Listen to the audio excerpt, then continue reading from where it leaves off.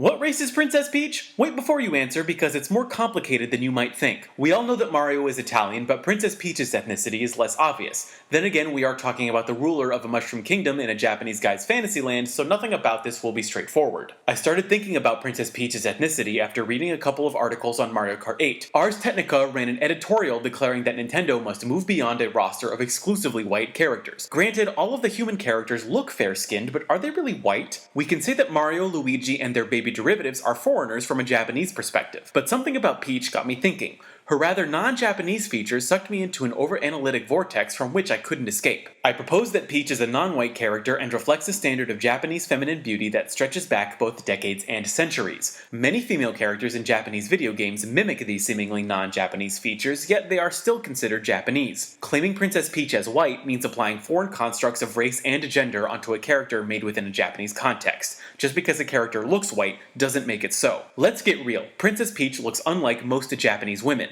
A simple physical description of Peach might trick anyone into thinking she's white, since she fits the Aryan stereotype. Very fair skin, blonde hair, and blue eyes. No, not her, she's Hylian. Not her, she's a space bounty hunter, and she's a 14-year-old Japanese girl / moon princess. See, there are loads of Japanese characters that don't look Japanese. Really, I could ask if any of these characters are white. For that, we can thank anime and manga. Japanese illustrators often draw distinct hairstyles and unnatural hair colors to distinguish between characters. Video game character designers, who are often manga or anime artists themselves, built upon these tropes when making characters for games. Men like Cloud Strife aren't excluded from this, but female characters are heavily objectified, therefore they require greater diversity as physical appearance is much more important. Peach's skin tone is another physical attribute dependent on Japanese constructions of beauty. Her supposedly white skin, better described as extremely fair, represents the Japanese feminine ideal. Contrary to this trend is the Ganguro and Gero subcultures also present in Japanese games and anime. Adherents darken their skin and lighten their hair to absurd levels. Believe it or not, but Jinx is probably the most well-known example of this character design. Ganguro culture clearly influenced her dark skin and bleach blonde hair, despite whatever Nintendo says. Riku from Final Fantasy X could also be classified as a Geru. Although constructed in defiance of Japanese norms, these characters aren't considered un-Japanese. To be truly foreign, you must be marked in specific ways. In both Japanese games and anime, there's a character trope I like to call explicitly foreign. These are characters whose thing is their foreign personality and appearance. We know which dead or alive characters aren't Japanese because we're told so by their biographical information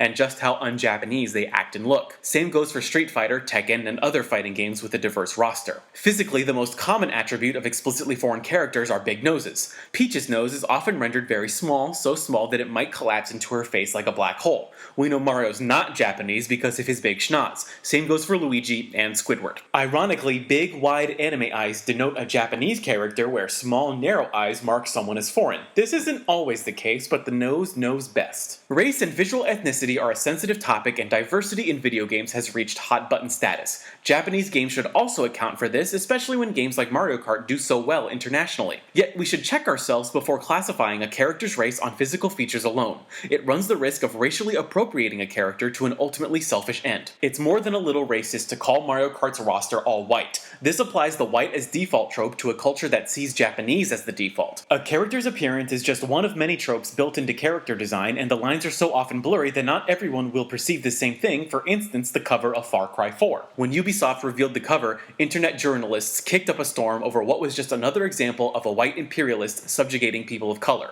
Only it turned out this villain wasn't white, he just looked white. Until Shigeru Miyamoto comes out and declares that Princess Peach is full-on honky, I'll go on thinking she's Japanese. Or the Mushroom Kingdom doesn't actually have different races, and I'm causing a fuss over a few articles on the internet. Thanks for watching, and mahalo!